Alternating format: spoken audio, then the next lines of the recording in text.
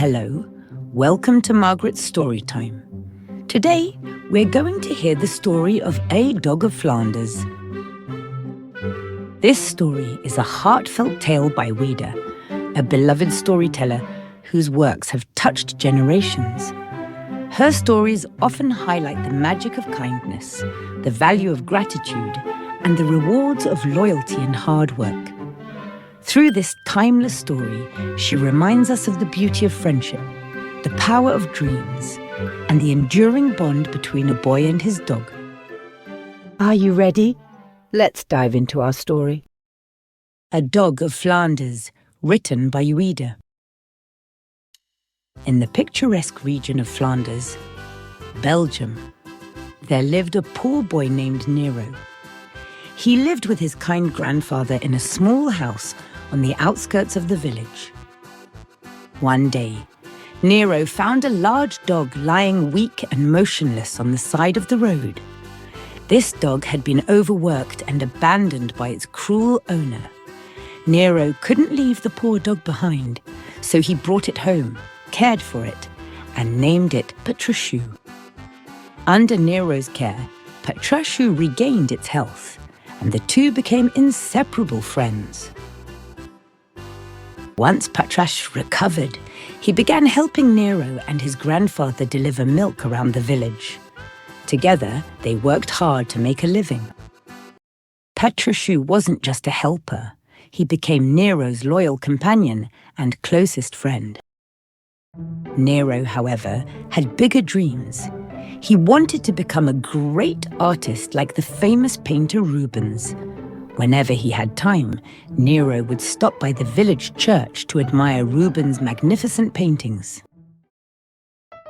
Nero dreamed of entering an art competition to showcase his talent and gain recognition. However, the villagers looked down on him because of his poverty.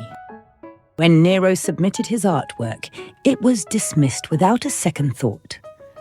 The rejection was heartbreaking, but Nero refused to give up on his dream. As winter approached, life became even harder for Nero and his family. Nero's grandfather fell ill and passed away, leaving Nero and Patrashu to fend for themselves.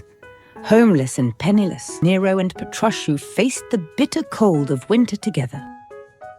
Despite their hardships, Patrashu stayed by Nero's side, providing comfort and strength during their darkest days.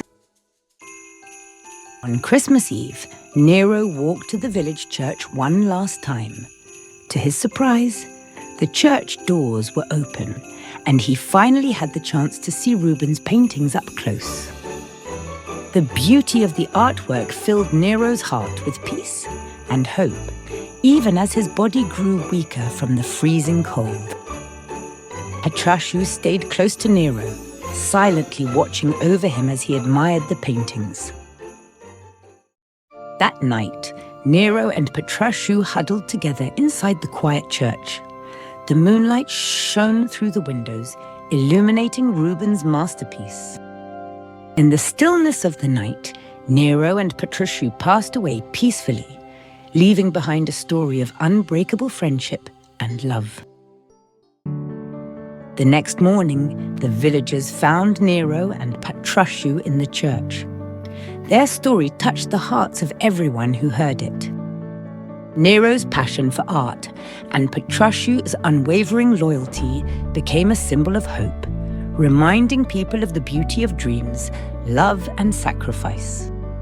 Their story continues to be remembered, not just in Flanders, but around the world. Now that our story is over, let's take a moment to think about today's tiny tales. What was your favorite part? And what did it make you think about?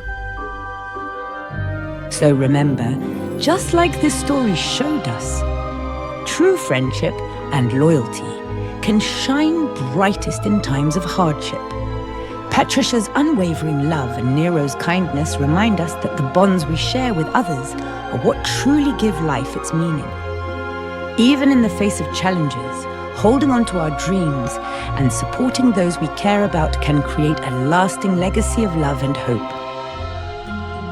Here's a little question to think about. Who in your life has been your biggest source of support, just like Patrashu was for Nero? How can you show them how much they mean to you? Tell someone close to you, and maybe you can talk about why. Thank you so much for joining me today. It was so much fun to share this story with you, and I can't wait to bring you more magical tales very soon. If you enjoyed today's story, don't forget to subscribe for more.